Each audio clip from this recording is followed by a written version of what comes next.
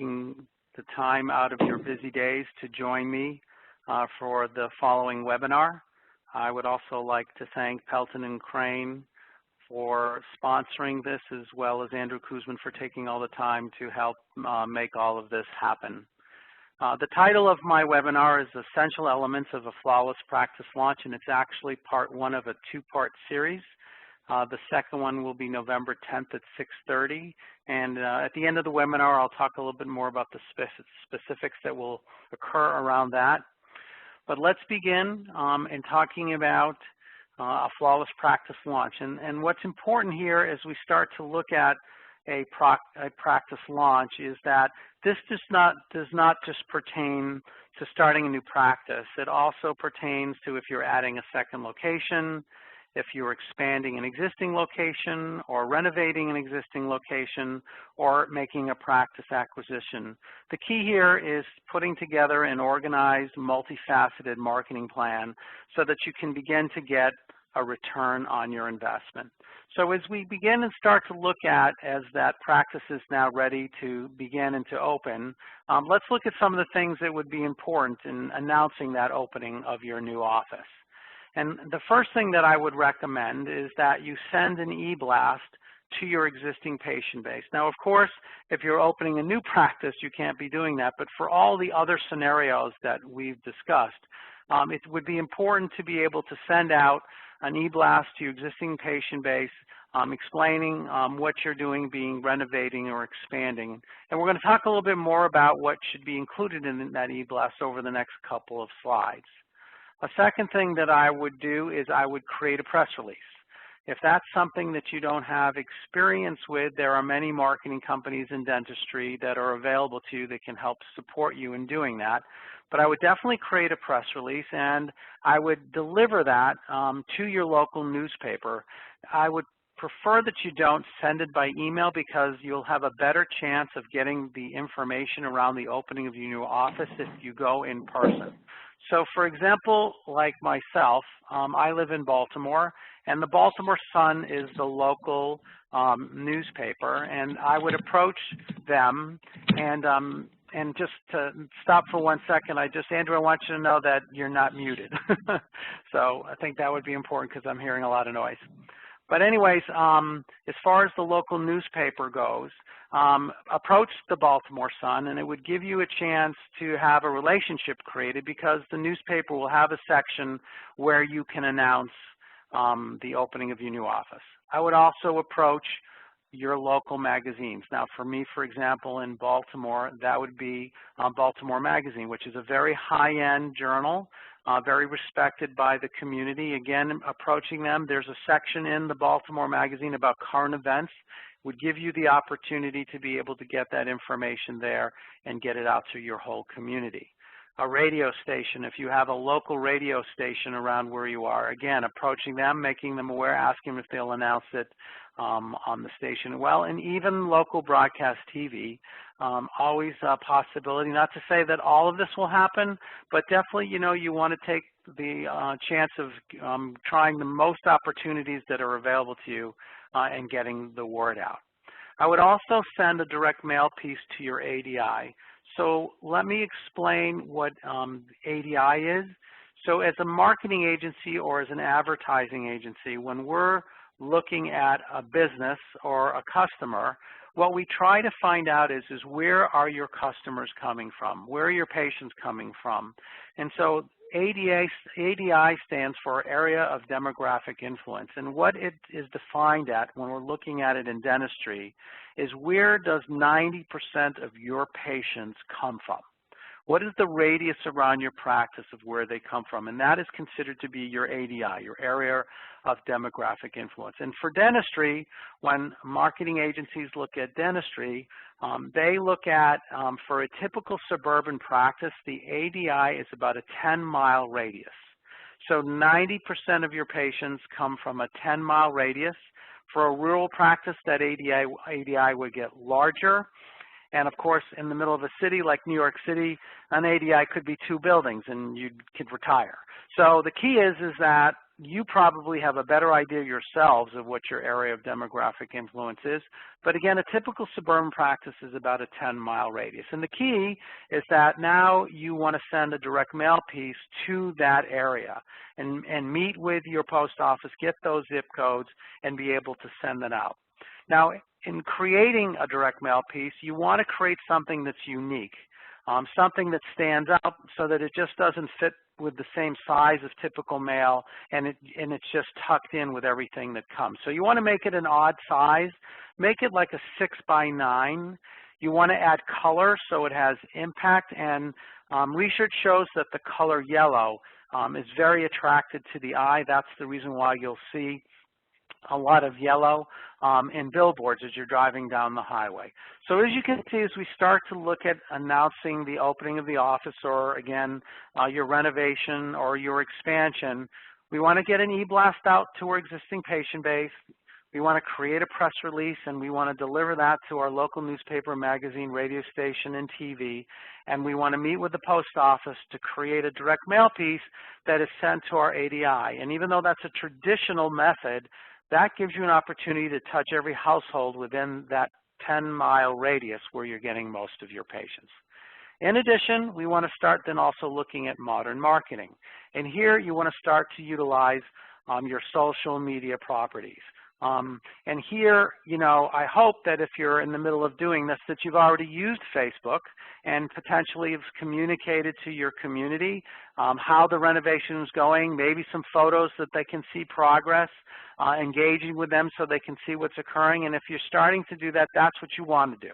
You want to start that process early so you're engaging your whole community as you start to move forward with one of the different possibilities. You also want to utilize YouTube. And here you get a chance to use video. You can, you know, attach that, get that to your website, put it in if you have a YouTube channel. But you definitely want to use video. Obviously, it's a significant, engaging opportunity to be able to show what you're accomplishing. One specific point here, though, that's critical, you'll hear me say this twice in the webinar, is that you want to make sure that your Facebook, that your YouTube, or any other of the social media channels that you might use are linked to your website. When we get into search engine optimization and ranking and having impact as far as in the community to be seen, you get no credit if your social media channels are not linked to your website. So make sure that happens, and we're going to talk a little bit more about that later on when we get into search engine optimization. And finally, this is one that I've seen a lot of success with, is to see if you have the opportunity to sponsor Wi-Fi access in public spaces within your ADI. Because what will happen is, be it maybe the supermarket or the library or wherever it could be, when you go in and when you register to get online for free, that page pops up, which is you announcing your office opening or your renovation or the practice acquisition. And so you get significant awareness by sponsoring that Wi-Fi access. As a matter of fact, I know a number of practices that sponsor Wi-Fi at airports in order to make people aware if there's an emergency that they're there for them as well. So something to look at if that's something that's possible within your area of demographic influence. So now that we've talked about sort of the things that relate to opening the office, let's now add the second piece that we can actually integrate back, and that is having an open house, celebrating your new office, your second location, your expansion, or your renovation. And again, we're going to go back to sending that to that e-blast. And so we're sending that e-blast to your existing patient base now discusses the opening of the office. Now you can add that you're also going to have an office celebration day or an open house. And so that's a second component that I would add to that e-blast as you move forward to create that to your existing patient base. When you go to open the door to the press release, where you're going to go to the local newspaper and you're going to go to the local magazine and radio and TV, invite them to come to your event. Nothing is going to, nothing hurts if all of a sudden you get coverage by your local newspaper about the fact that you have your office opening, et cetera, et cetera. So when you go to provide them with the press release, invite them to participate in your event as well. On your direct mail piece that you're sending to your ADI, here's of course the opportunity besides announcing the practice, but also inviting everybody to come to your open house or your celebration day as well. Take a look within your area of demographic influences and look at the local businesses that are there, be it a pharmacy, be it a health club, be it a physician's building. Here's all opportunities that could be referral sources that you can take that opportunity to invite them to your open house, to that celebration day as a potential of, again, getting a return and opening up new channels of referral sources. Utilize Facebook to engage in your community. And notice a very important word that I like to use when I talk about Facebook is engage. Likes are important, but engagement is much more important. There's many, many research studies that show if you get your community to engage with you versus just to like you, it has much more impact on the growth of your business, or the growth of your practice. What can you do with Facebook related to your open house or your new office celebration day? Have a contest and have the winner announced at your event, where you can post photos on Facebook afterwards. And so this is another way to engage. Have the contest, have it announced, take photos, take video on YouTube, and have those all show up afterwards and to cover that event. So you have again, where we talked about Facebook and YouTube and talking about opening, you can now also engage them with a contest, covering the event, and for those that can't make it, giving them a lot more information and make them feel like they were part of it, even though they couldn't attend. Another thing I love about using YouTube at that open house is get testimonials from your patients and your team. They're all there. You know they're there because they obviously enjoy coming to your practice. This is a perfect time to, while you're there, to get YouTube testimonials, having your patients telling the world how much they love you, how much they love the practice, have your team talk about how great the practice is. Again, this is a wonderful opportunity with your open house to get YouTube testimonies of your patients that are coming, and you know who they are, and also to get your team to talk about how excited they are about the event that you're having as a result of your renovation or your second location, et cetera, et cetera. Show your appreciation. One of the things that, again, now we go back to the different pieces that we talked about, offer a new patient special in celebration of your new space. Going back to that direct mail piece where we talked about announcing the opening, where we talked about announcing and having the open house, you can also then include in that direct mail piece a new patient special in celebration of what you're doing. You can also, in your e-blast that you're sending, announcing and also announcing the open house, you can have a friends and family special, new patient special that you can integrate into your e-blast, so all of a sudden your patients have the opportunity to tell family members that might not be patients in your practice or friends that they can give that new patient special to. So now you're making them feel like they're doing something fun and special for their friends and their family because of you. So again, just something to think about. These are ideas, and what I'm trying to do is to give these different pieces meaning. Not only are you announcing now, but you're also creating an event, and now you're also in celebration event, giving them a new patient special or something like that. We talked before about looking at businesses within the area of demographic influence and starting to target them to come to the open house. Well, here, you can start to think about what are the businesses that have already referred patients to you.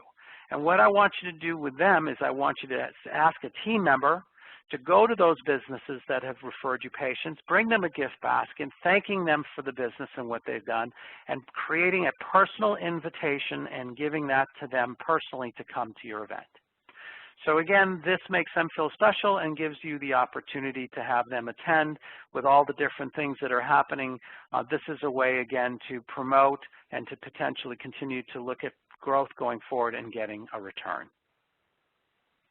So we've sort of set things up now. We've got an announcement of the opening. We've now opened the door to creating an event. We've created a new patient special to try to move forward to grow as a result of the expenditure. Now what I want to talk about is the importance of having an online presence. because an online presence will be critical in order to grow your relevance and your ranking on the search engines, which is another way to grow your practice. And what I'm going through right now really is relevant no matter if you have an existing practice or related to all the different opportunities that we've discussed around renovation or expansion. But having an online presence is critical. And the reason why I start off with it's no longer a goal is because I have the opportunity to go into practices all the time.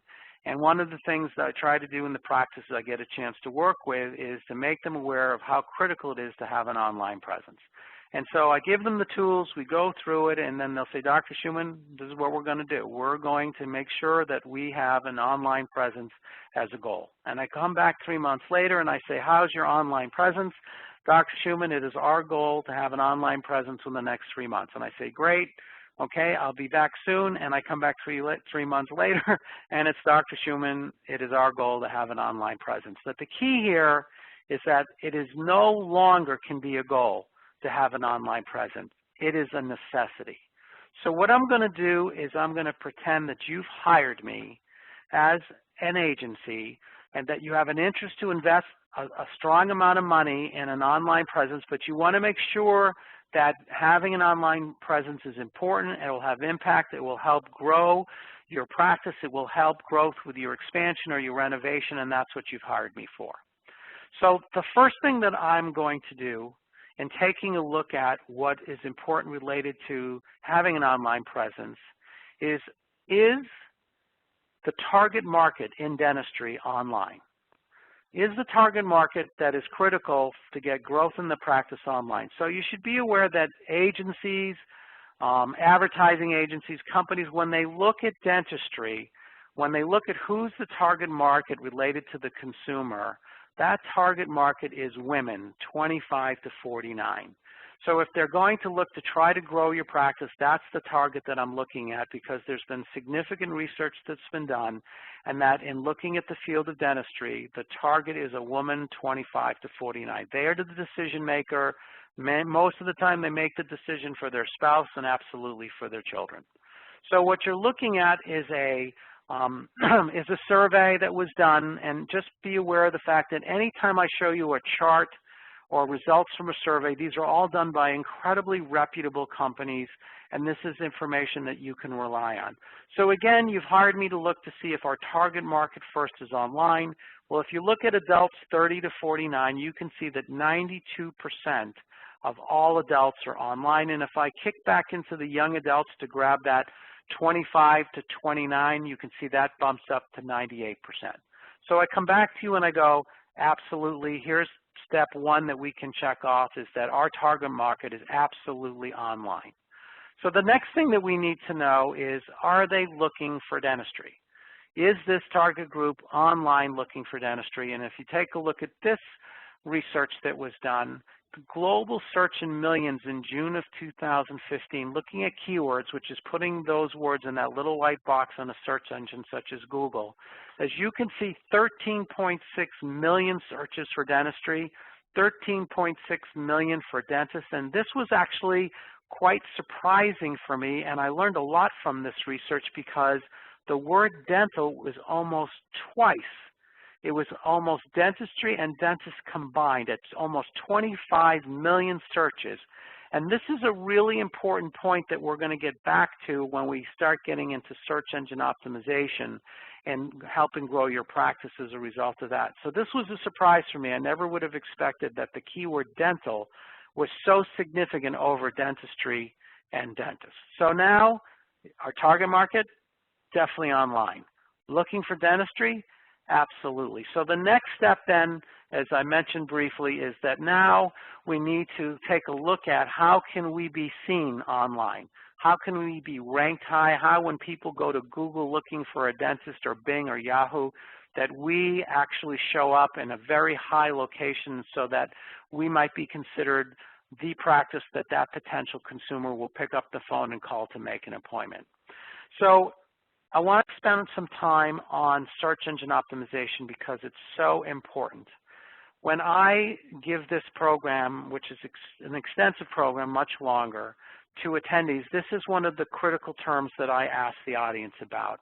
I've given this program live to about 5,200 attendees at this point.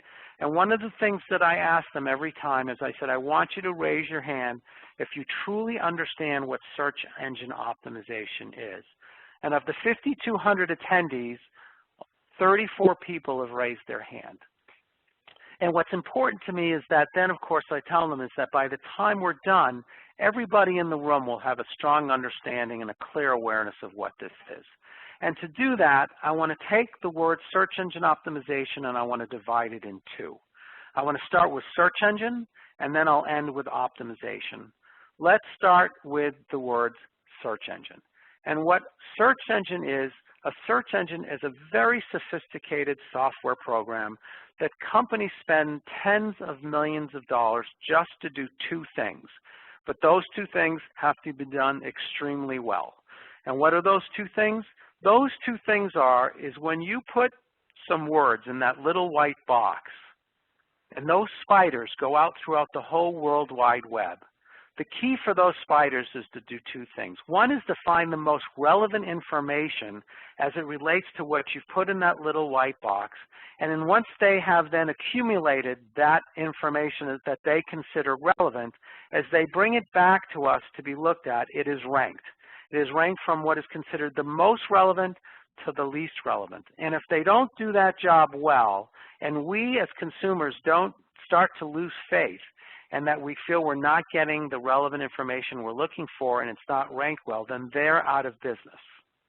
So there are three companies that are truly the leaders when it comes to search engine optimization and comes to a search engine and what it can provide for getting information for us. And those are Google, Bing, and Yahoo. And when you look at the numbers next to them, that is the percentage of searches of what the consumer public spends with each engine. So Google is responsible for 67% of all searches, Bing 16%, and Yahoo 13%. And the reason why I put this up there is that when you start to look at your search engine initiative and you start to put together a plan, take a look at the fact that almost 1/3 of searches are not done with Google. So that when you start to work with a social media company or an online marketing company, you want to make sure that you're putting effort into Bing and Yahoo as well, since they represent 1/3 of search. So what I want to do now is first show you where I'm talking about when I talk about getting results as a result of that search engine, because the next piece is, I've mentioned search engine, now let's talk about optimization.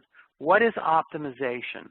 Optimization is what can we do so that when those words are put in that little white box and the spiders go out through the whole World Wide Web looking for relevant information and ranking it, that they will stop at our website. They will consider that our website is relevant, and then they will rank us highly when they come back to that consumer. And that the area that I'm talking about when I talk about that is down here. Down in the organic, these are the listings. If you look at the page with Google, this is the map area, and this is in complete disarray. Google Maps, Google Plus, Google My Business, and now with Google changing its whole company concept and becoming the alphabet company, we are all waiting to see where Google Plus or Google My Business is going to end up. Probably by November 10th at Part 2, I'll be able to give you clearer direction once we know where they're heading. As far as up here and to the right, this is, of course, the paid information that is provided. This is where Google makes billions of dollars for the paid ads. But what we're talking about as far as you ranking, as far as relevant information, is down here in the organic listings, the free listings, and where the goal, of course, is for you to get a high listing as a result of some of the tips I'm going to provide you, and of course, working with a social media or online company. So we're going to go through what I consider the 6 most important tips for better organic search ranking. And for the first 3, I'm going to create what I call a book analogy. And that book analogy is going to be me going to Barnes & Noble to buy a book on dental. And then I'm going to relate it back to the first 3 bullets: title tagging, meta descriptions, and content. So let's pretend that I'm going to buy a book on dental. and I go to Barnes & Noble's, and of course I go to the information booth, and I said, I'd like to buy a book on dental. And the person at the desk says, you go up to the second floor, you go over here, and that's where they are. So I go up, I go to the second floor, and standing in front of me are 20 books on dental. To refer that back to search engine optimization and to getting better organic search rankings, that's called title tagging. And what title tagging is that when that consumer puts those words in that little white box, when the spiders go out to the World Wide Web, the first place they stop is your title tag. And what the title tag is at the top of your internet browser. It's a white box that goes across that internet browser, and it consists of 140 characters. And those 140 characters help the search engines, help the spiders understand what your page is about. And so that's the first place they're going to go, and they're going to see, based on the word dental that I just put in that little white box in Google, they're going to start now looking for all the websites that have title tags that say dental as they go forward. So I'm looking at Dr. Gronetsky's homepage, and as you can see here, up here, that is the title tag. Now his title tag says Dentist, Evansville, Wisconsin, Grow Family Dental, and TMJ Clinic. So since as a consumer I put the word dental in my Google white box, as the spiders go out, they're going to stop at this website because the word dental is in that title tag. Now there's also a couple other really good words in this title tag: dentist, family, TMJ, and again, what's important here is of this 140 characters, who is in charge of actually creating this title tag? And the answer is you. You have the ability to decide what 140 characters go up on your title tag so that you can define what's important to you. So that when someone puts something in that little white box and the spiders start going out to the World Wide Web, stopping at websites that have relevance, you have the decision, and you make the decision and can make the decision of what is important to you in those keywords. Now, if you don't put the words up there as far as what's important to you to get in Google search, where do those words come from if you don't put them up there? Those words come from Google. If you don't create your own title tag, Google will create it for you. And the question is, do you really want Google making the decision of what's important to you in your practice? No, not at all. As a matter of fact, a perfect example of why you don't want that to happen is I had a friend of mine who called me and had put a lot of information on Invisalign into his website. And he was not getting any traffic as a result of it. So he asked me if I would help. And I said, of course. So I went to his website, I went to his homepage, and his title tag on his homepage said home for homepage.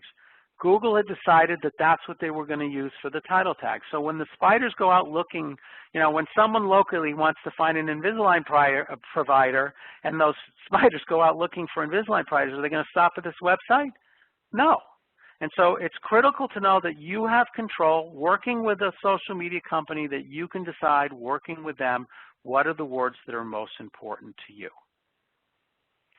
So we go back to Barnes & Noble, and I've been upstairs. I found the 20 books, just like the title tag is recognized for the spiders, all the websites that say dental, and now I need to start to cut it down.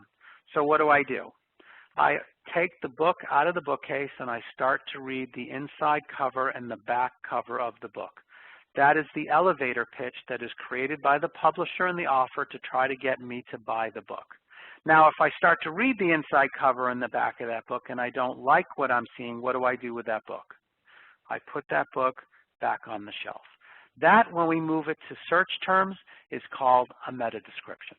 And a meta description, again, is our ability to have an elevator pitch so that when the consumer is looking at a number of words that talks about our practice, it gets them excited about or thinking that this is where I want to go, and they will click on that to get to your practice. And so what a meta description is It provides the search engines with a description of your website.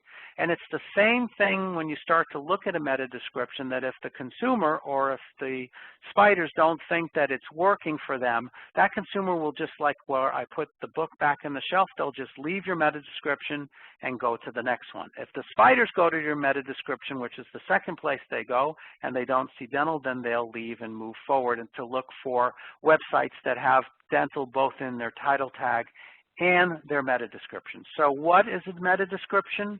Where is it? It's the listing. It's that listing that we talk about that talks about you and has a number of words that talks about the practice, and then I would make the decision, do I click here, or I didn't really like this meta description, I'll go down and look at this one. And so the meta description, I'm going to take one and I'm going to pull it out, and here's the Grove family meta description. Again, this is the second place the spiders go looking for, in this case, the word dental. And as you can see, 1, 2, 3 times it's in here. Again, a number of great words are in here. You have family, you have TMJ, you have dentist, you have location, you have quality, you have service-oriented. This is a really nicely created meta description. Notice I said created. Who's in charge of creating a meta description? You are. You have the ability, again, working with a social media company, to create your own meta description, to put the words that are in there that are important to you, that would be important to the consumer and looking at your practice. Because again, as you notice with the listings, if I read this and this doesn't pertain to me, I'm just going to go down to the next listing. So you have the ability to be able to create what's important to you related to the keywords in your meta description. If you don't write it, guess who writes it for you? Again, Google does. And again, do we want Google making the decision of what's important to our practices? Of course, the answer is no. So we go back to Barnes & Noble, and the key is now, as a result of looking at all of those different books, I've gone from 20 as a result of the meta descriptions, or looking at the inside cover and the back. I've got it down to 7, and now I need to pick one. So as we've mentioned, we started with the title tags. We went to the meta description. The third place that the spiders go is your home page to look at your content.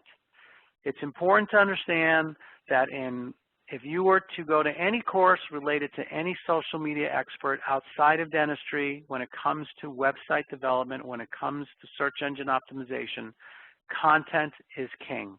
It is the most important factor in ranking. It is the most important factor and relevancy. That has never changed. And so the key here is that you want rich and fresh content. But there are rules here. There are rules that the spiders follow when they start to look at rich and fresh content. Because for me, going back to Barnes & Noble, what do I do after I've looked at the back cover and looked at the inside? What I do is I open the book of those 7 and I start to read page 1 and 2 to make my final decision. It's the same thing here, where the spiders are going to the first page of your website to start to look to see if it's relevant. Now, if we look at the word dental, here we go. 1, 2, 3, 4, 5 times. Now, here's the rules. The rules is that in this scenario where dental is mentioned 5 times, it is integrated into the content properly. The spiders have actually the ability to understand and read content. Google is the #1 purchaser of artificial intelligence software in the world. And they have integrated that artificial intelligence software into the spiders. They can actually read your whole website, and they can actually tell if the sentences are important, if the content is important. And sometimes what happens is that marketing companies will go, you know what, we've got the word dental in there 5 times. Let's put it in there 10 times. That will increase your ranking even more.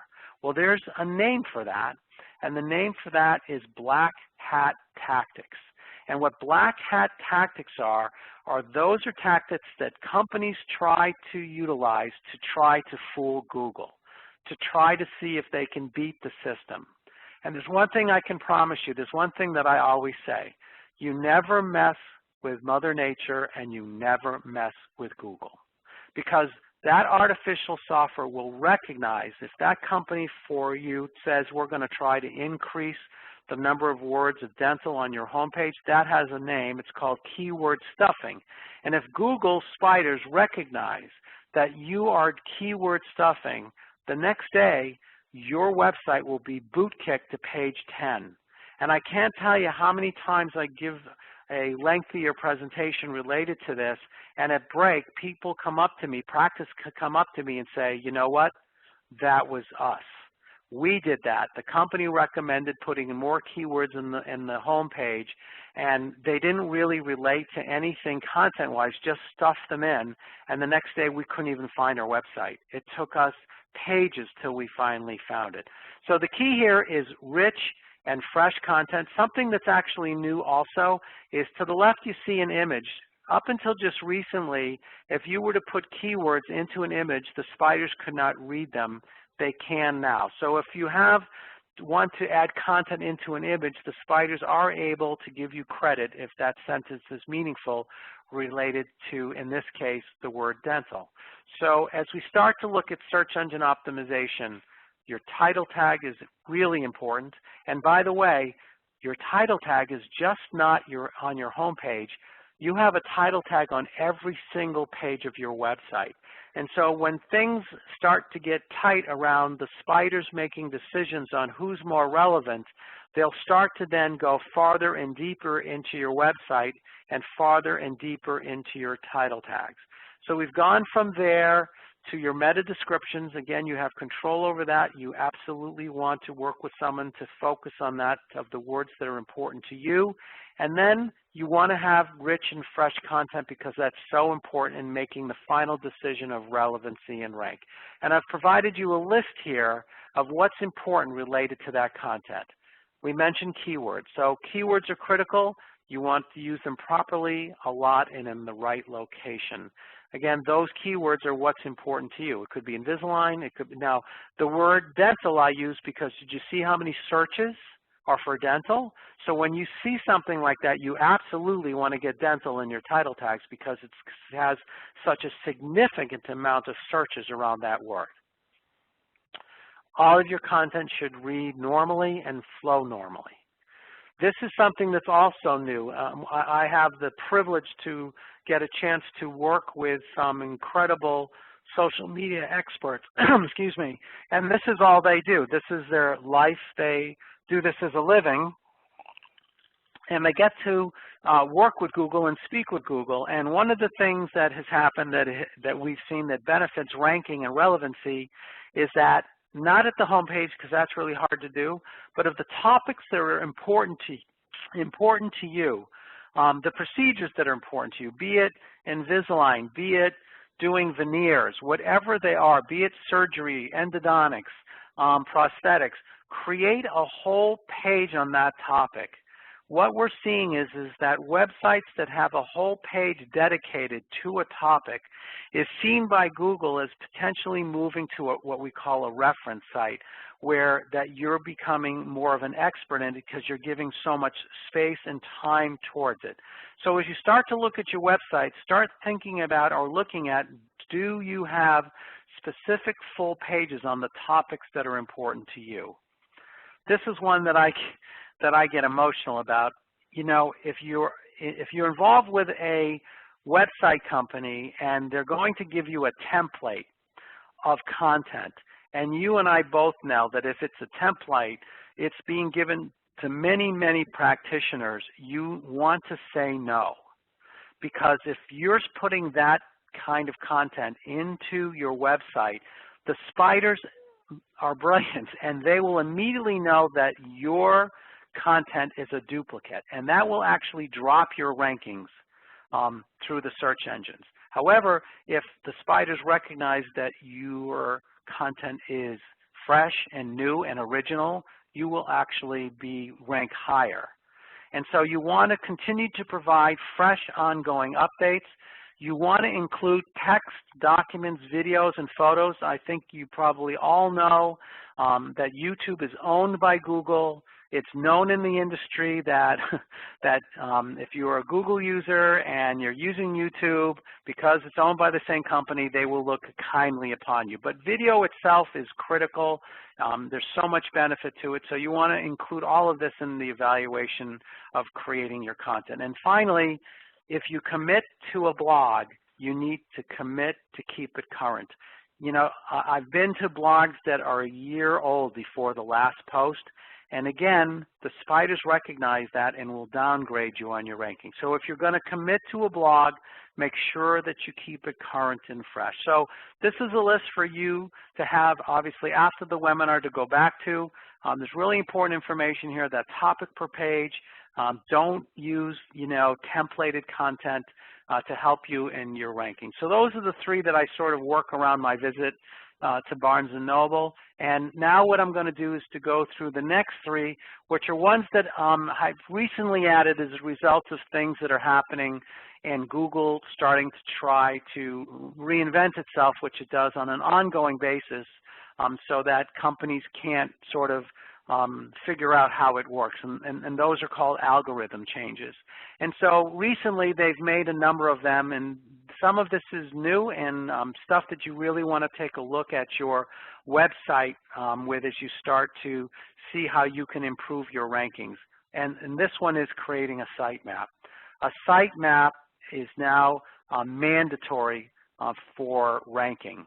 Now, one of the things that is true is that even though the spiders are amazing, there's definitely times where they will miss things on your site, that they might not find all of your content, and as a result, you might not get the proper credit, which definitely will impact your ranking and your relevancy.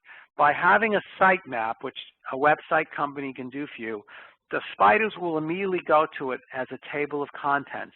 And as a result of that, they will find an index and have the opportunity to see everything that you've created so that it will maximize your ability to be ranked properly. So a sitemap is critical. I mean, I used to remember years ago I would look at websites and see a sitemap. I had no idea what it was for, but I remember seeing it at the bottom. And now, based on what, you know, the search engines are looking for, a sitemap is critical to add to your site.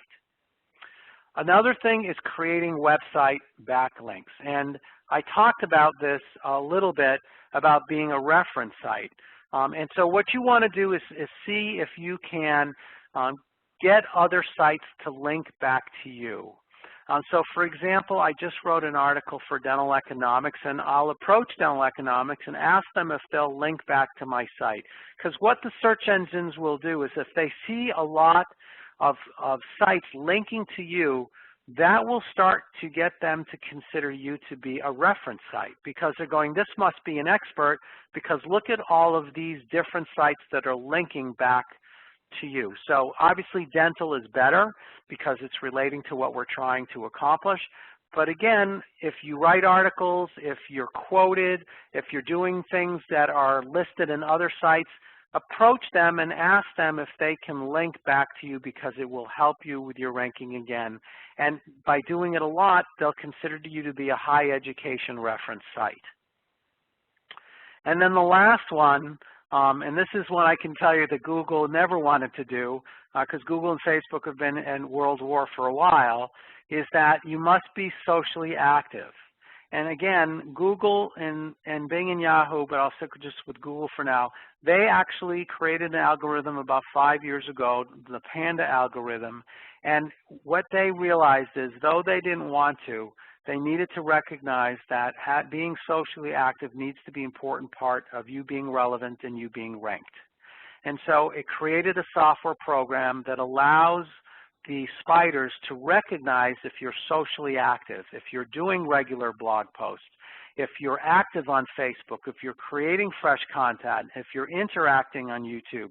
And no, none of these companies except for YouTube that's owned by Google would let Google in, because they're not going to allow them to get into their sites. But it did, but they did allow them to create a program where they can evaluate if you're what's known as a social indicator.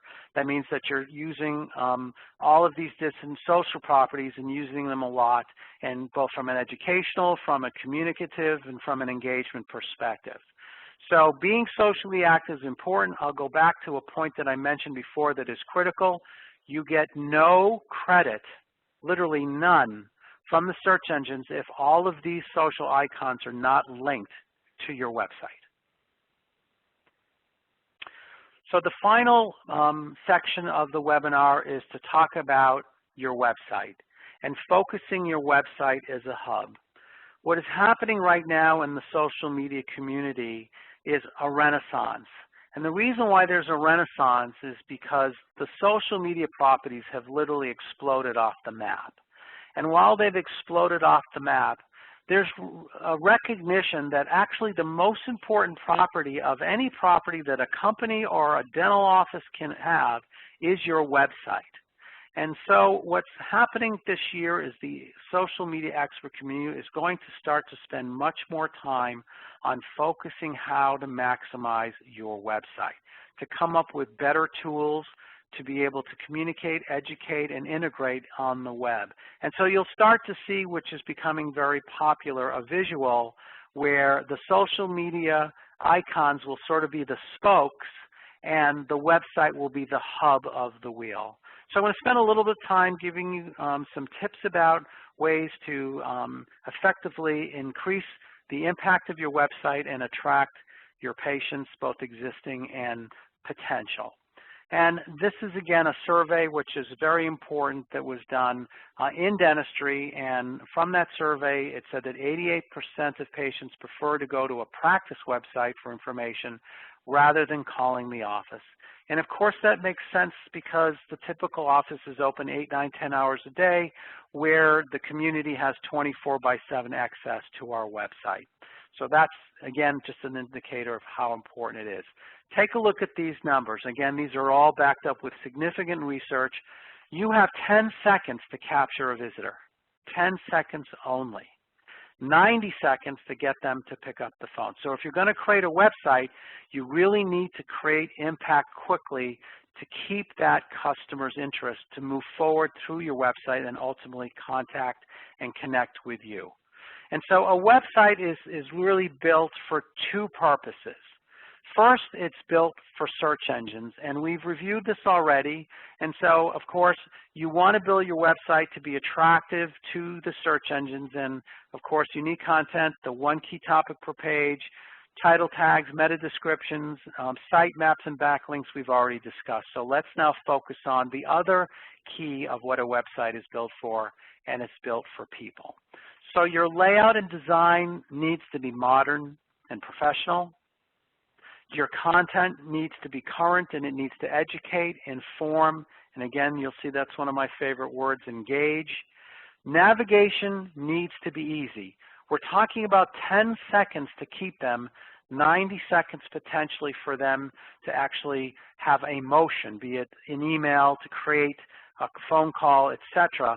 So one of the things that I always tell my clients to do, and something to consider after the webinar, is go to your website as if you're a consumer and take a look at your navigation and make the decision, was this easy for me to do or was it a nightmare? Did it take me a long time to finally get where I needed to go, or was it simple, easy, and effective? Because easy to use navigation is critical when we're dealing with such a short amount of time to get that consumer to engage. Okay, it is okay and important that you educate the consumer community on your expertise. It's one of the reasons why they would choose you. Contact info needs to be easy to find. I'm sure you're sitting there going, why did he put that there? That's pretty obvious. You'll be amazed as we go through with some of the websites I'm going to show you where contact info is near impossible to find. So you want to make sure on your home page that your address, your hours, your phone number is plain and visible, because that might be as far as the 10 seconds goes. That consumer might go, you know what, I like this page, I'm going to pick up the phone. You don't want it to be a venture for them to actually find, and maybe an adventure to find where you are and how to reach you. This last piece here is the most important of all, and the one that I probably have to impact with the most number of websites that I'm asked to review. Your website can be gorgeous. It can have fantastic title tags, meta descriptions, beautiful visuals, great education, but you must make sure multiple times that you have some sort of next step that is integrated into your site. Because they can go say it's beautiful, but the key here is what we call in the marketing world, it needs a hook. It needs a next step. When they've seen all this great stuff, you need to make sure that there's plenty of opportunity on your site for them to pick up the phone and call you, or the opportunity to email you, or with some of the things that are done with dental websites now to request or even make an appointment. This is what we call website conversion. If I'm evaluating your website, the most important thing to me is your website conversion. How many people are coming to your site and then actually moving forward to come to your office? Well, that can't happen without giving them that significant amount of availability around a call, an email, or to be able to request or make an appointment. So let's talk about, in looking at website design, what works. Before and afters work, but it's critical that before and afters related to what a consumer is looking for is full faces, not intraorals. You do not want to try to break the Guinness Book World of Records of how far those lip stretchers can be stretched to get to the molars. You want to have a really nice before and after photo that that consumer can relate to. YouTube. I have a favorite website when it comes to video personal referrals, and my favorite website is called liftmyarm.com. I'll say it again, liftmyarm.com. It's not a dental website. It's actually a website that a lot of the website developers and engineers that I work with, we really love this site. And when you go there, what I love about how they've utilized YouTube for personal referrals is they have a grid.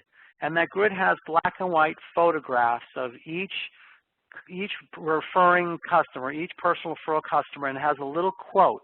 So it has a black and white picture of their face with a little quote, and when you click on it, it opens up and then you get your video referral. It's very classy. It's done really well. So if you get a chance, go to liftmyarm.com. That's an example of what really can work. An easy to find office location, again, is so important that there's instant access to know where you are, to promote that it's easy to get to your practice, etc.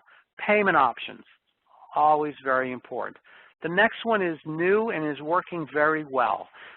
Practice overview video on the homepage. What we're seeing is that many times when that consumer gets to the homepage, they see the YouTube video in your practice, they go right to it, and that's actually the website converter, because the website hook is actually in the video. After the wonderful video, they say, call this number, or go to the web to make an appointment. And so we're seeing that video on the home page of an overview is becoming very effective. Again, telephone and address on the home page so they don't have to go searching for it. A new patient page is another way you can get that consumer to dive into the site. They come on, they see that new patient page, they click, they're on, make sure that it's effective, and make sure that it has the hook. It also should tell that new patient very quickly, that prospective new patient, the services you provide. And as I mentioned before, take the time, maybe after the webinar, pretend you're a consumer and go try your navigation and see if it's easy and works for you, and go from there. This is now what doesn't work.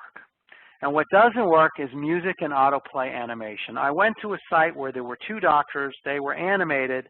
They walk to the front of the home page. They come together.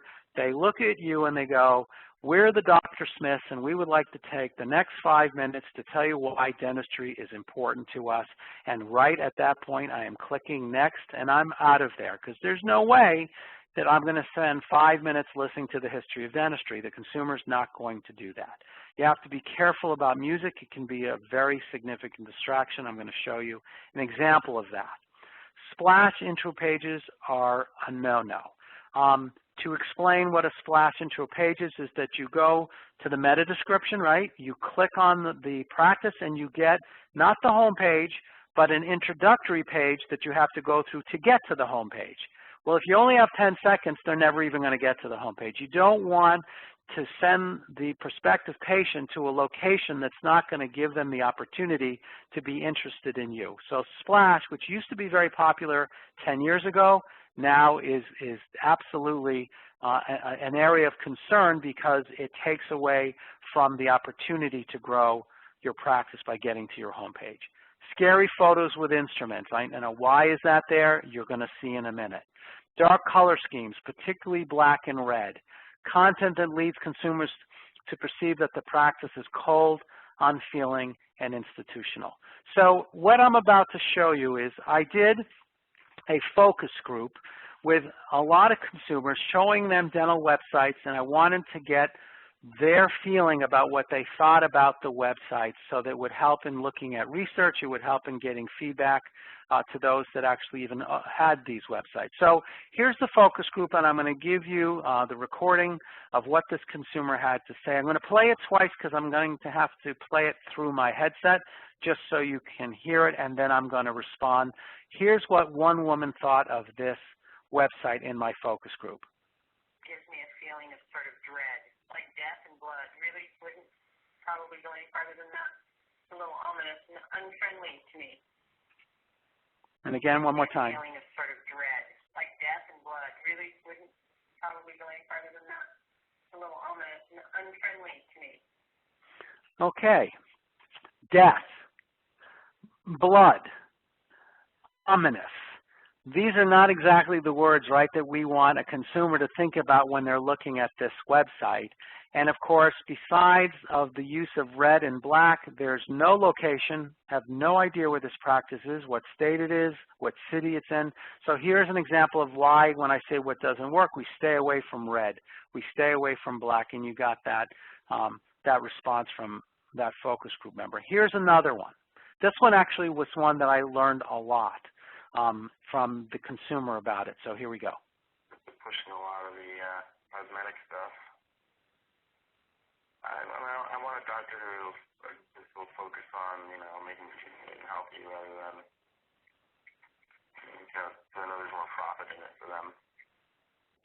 Okay, so I want a doctor who is more interested in taking care of me than what profit is in it for them. And the reason why this occurred and why this, I'm sorry, I'm just trying to get there. Hold on. There we go.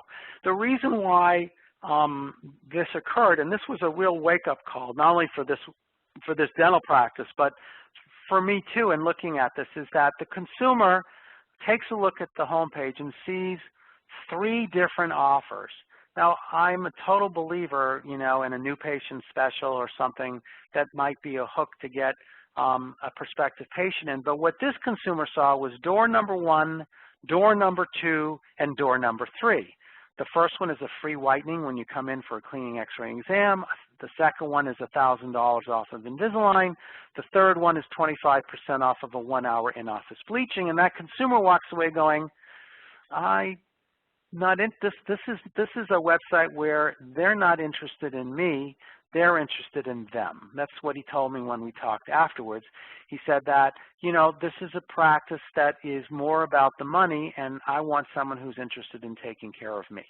So the special offers had an impact that he walked away. And just a warning as you start to look at, what should you integrate into a website. If you're going to do an offer, keep it professional and maybe keep it simple, where here he walked away going, this is way too retail, way too profit-minded for me. Here's another one. And this homepage, besides the fact that I thought I'm going to SeaWorld, the reason why I have this up of why it doesn't work is because when you go to this website, the sound of the dolphins that come out of the speakers, the chirping and the chattering of the dolphins when you open to this page is so loud that it will literally blow the tweeters out of your speakers. And so you cannot last on this website for more than 1 second because of the impact of the power of the sound. Here's another one. What's interesting on this site is every single one of the things you see here, about 40 different icons, are all clickable. You can click through about 40 different times. For the average consumer, when I did, again, surveying them in the focus group, they said this was overwhelming, sensory overload, way too much information.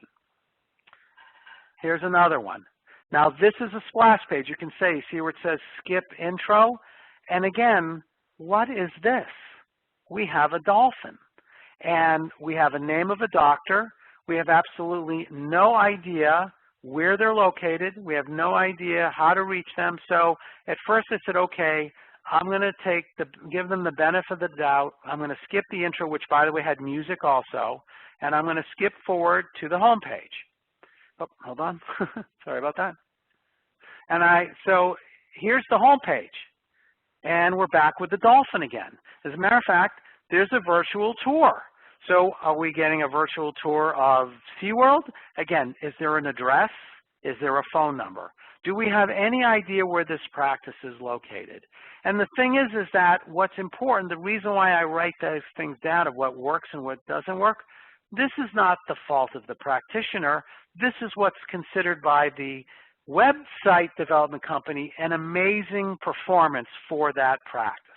And that's why the lists are important, so that you can take a look at this and go, no, this doesn't work at all.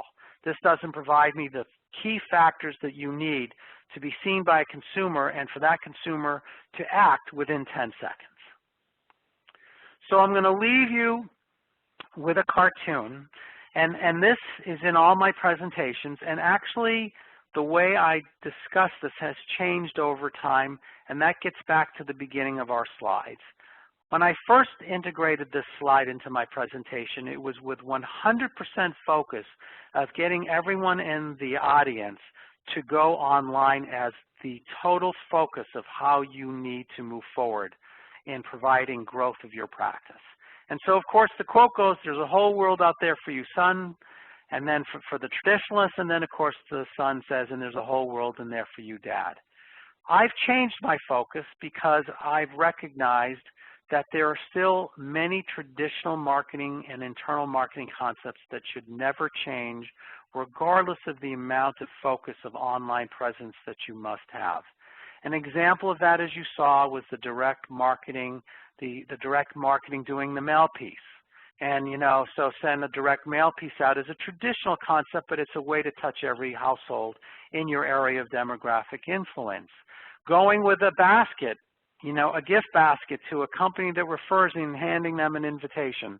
As a matter of fact, I did a survey that went to 15,000 patients. It was recent, and it listed every traditional marketing and every online marketing opportunity or initiative that I could think of, because I wanted to know of all of those personal opportunities that we have to engage with our community, with Facebook to everything else, what was the most important to them?